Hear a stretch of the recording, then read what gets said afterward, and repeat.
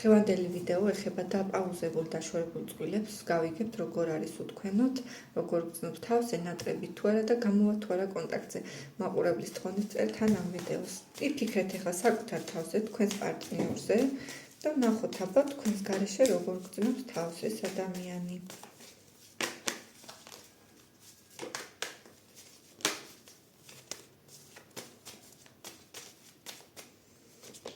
ვნახოთ აბა და როდის გამოვა კონტაქტზე.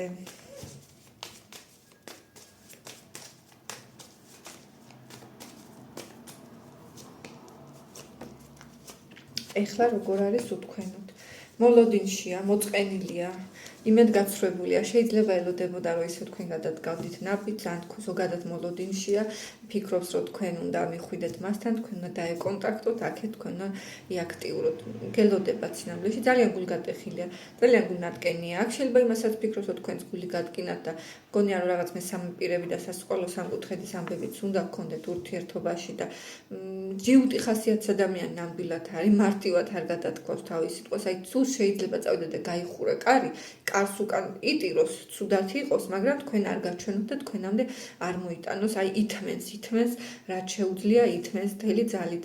გელოდებათ რეალურად თუ სიმართლე გინდათ, აბა თქვენ როდის გადადგავთ, შეიძლება ჩუმად სოციალურ ქსელშიც გიყუროთ ფარულად, თუმცა გული აქვს აი ესე გატეხილი და განადგურებული და მოწყენილი ნამდვილად არის. ბედნიერი უთქვენოთ არ არის. კონტაქტზე გამოსვლას რაც შეეხება ამ ადამიანის უახლოეს მომავალში პირდაპირ ვთქვათ უჭირს ნაბიჯების გადმოდგმა, ვერ ხედავ მის მხრიდან აქტიურ მოქმედებას. ანუ აქ აშკარად არჩევანის მდგომარეობა აქვს, როგორც წეგან გითხარით, არის მესამე პირების სიტუაცია ურთიერთობაში, ან შეიძლება სასყოლო სამკუთხედი, ან ოჯახის წევრი, ან რაღაცა გარემო ფაქტორია, მესამე ფაქტორი, რაც ხელს უშლის თქვენს ურთიერთობას. ამ პიროვნებას ყოველ შემთხვევაში აფერხებს და აპაუზებს და ეს ადამიანი იძახის, რომ მე ეხლა გრძნობებს არ უნდა ავყვე, ეხლა გრძნობებს აყოლ არაფერს მომცემს და კეტავს. ეშინია სიყვარულის ასეთი განცდამჩება და გაურბის თქვენს მიმართ ემოციებს და გულის გახსნას. პირიქით, სულ ჩაკეტილია თავის თავში.